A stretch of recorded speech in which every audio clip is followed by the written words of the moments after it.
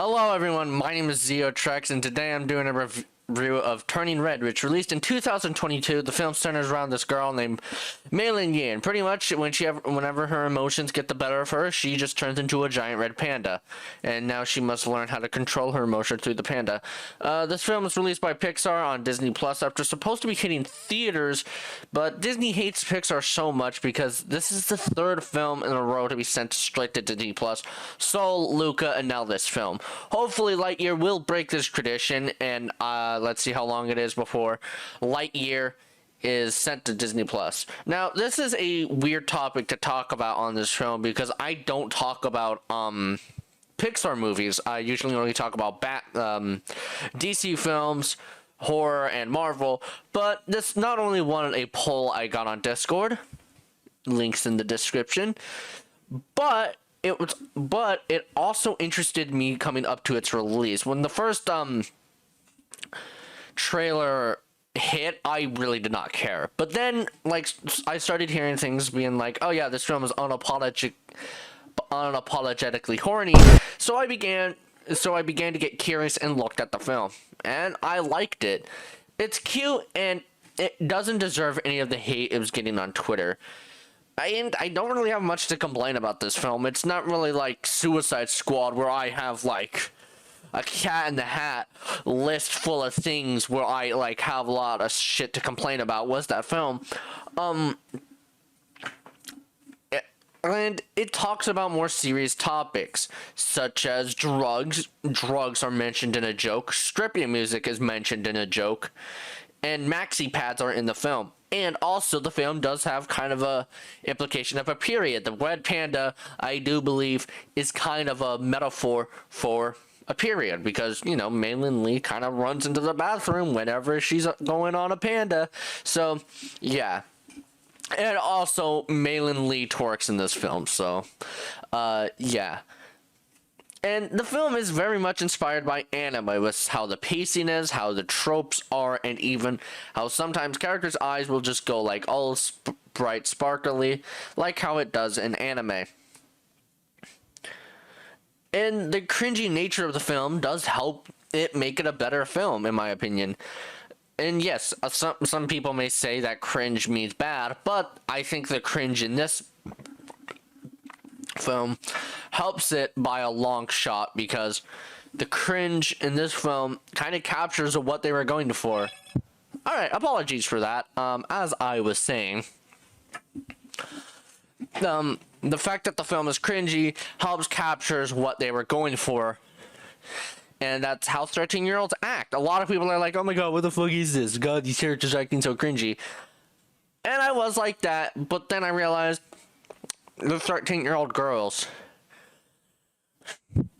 who are acting like 13-year-old girls. Because 13-year-old girls are cringy, and that's the point of the film they were trying to make. Now, let's just be lucky this film doesn't take place in 2022, because my god, every single character would have LGBTQ flags with pins, dyed hair, BLM, ACAB, and we'll call you homophobic for making just even a slightly offensive gay joke. You know, back in my day, 13-year-olds were fighting out on the battlefield, getting drama, losing body parts, and saying goodbye to their families. What are you 13-year-olds doing today? Playing on your Game Boy? As I was saying, what helps with this is that the boy band they are obsessed with helps capture interests at the time, because a lot of 13-year-olds today are into K-pop and boy bands because, you know, they're horny. They like oh my god, that's how you get canceled. No, they have hormonal interests, and, you know, they start to like people like that. They have interest towards boys, and I like how the film doesn't expand into I like how the film doesn't go into the territory of having a relationship, like a love interest that Mei is interested in. There's like a few scenes where she expresses interest towards multiple boys. They could have easily set up some kind of love interest with that emo kid who looks like JoJo from Horton Hears a Who, but they didn't, and I like that, because again, because it captures what they were going for, and that is that 13-year-old girls will, start to just feel random things. Like they just have a crush on a boy because he looks cute, I guess. And they start to have these thoughts and whatnot. And, I'm not a girl. I didn't go through these feelings at that age. So I can't really say the best, but I can understand what they were going for. And again, the anime inspiration is really cute. I think the final fight scene was the big mom panda. My God, I'm going to try not to talk about the mom when we get to that part of the video. The giant mom panda was that fight scene. It was like, it reminded me of Dragon Ball. I think some shots are even inspired by Dragon Ball. Sometimes it doesn't work too well, like at the beginning with how with how the character acted, but I do think the anime inspiration does work here because it's weird. Anime doesn't usually work that well in 3D. Berserk. Yeah, so I don't really talk about much of this film because, in this review, talk much about what I like, because I do have a planned segment coming up where I talk about, it was a friend of mine who, if I didn't talk about it, he will not shut the fuck up about it on, Discord. So, I'm gonna give Turning Red a B+. And listen, it's not like Coco or Toy Story 3 where it's this beautiful film about changes and, family and growing up. It's really just a movie that's fun, entertaining, and everybody can enjoy it. I guess it's a good lesson for people who are starting to go through puberty. But yeah, it's not like a film where it's only for kids, like Secret Life of Pets, where it's like just filled with fart jokes. Or, because this is a much more adult film, and it's much more mature. It's much more, I think it's much more, appropriate for an older demographic or an older age. So, let's get this, segment started. I'm going to probably hate every second of it. Alright, so change of plans. What I'm going to do instead is I'm going to have Fenton send in his own recording, and then I'm going to edit that into this review. So here is his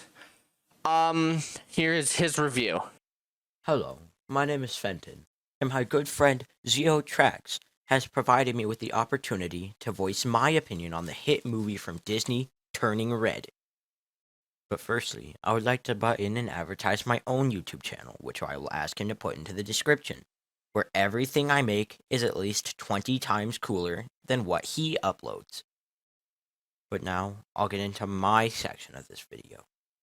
Firstly, what I would like to say I like most about this movie is that it's not afraid to be a bit mature at times, like many other bitch movies produced by Disney. I am generally surprised about some things that Disney chose to include in this movie, with one example being how the big mean bully boy has a crush on one of the members of the boy band. Which does surprise me, considering that in Disney's case, Big Brother is watching, and is very select on what content Disney chooses to include in their movies. But that's really the only reason I'm surprised. I believe we all know that Disney has been shedding more light recently on different cultures. Take, for example, Soul and Encanto, which is particularly good. Now, I'm all in favor of children learning about inclusivity and different cultures, but I do think that we should in fact wait until kids are a bit older before they start learning about homosexuality and such, which is why this is probably the best movie that they could have chose that for. Turning Red would be more targeted generally to an audience of children that were aged 13 to 14 years old, which is why this is a perfect movie to include things on the topic of puberty, periods, and sexual orientation. Because the general target audience would be a group of individuals who are getting to a point in life where they're gonna have to know what all that stuff is. And from what I've heard, there were more openly gay scenes planned for this movie, but they had to scrap those due to the public opinion. But since Zeo Trax won't let me take up any more of his video time, I'll rank this movie number 5 on my favorite movie ever list, because it sets itself apart from most Pixar movies I've ever watched. And the mom is really fucking hot.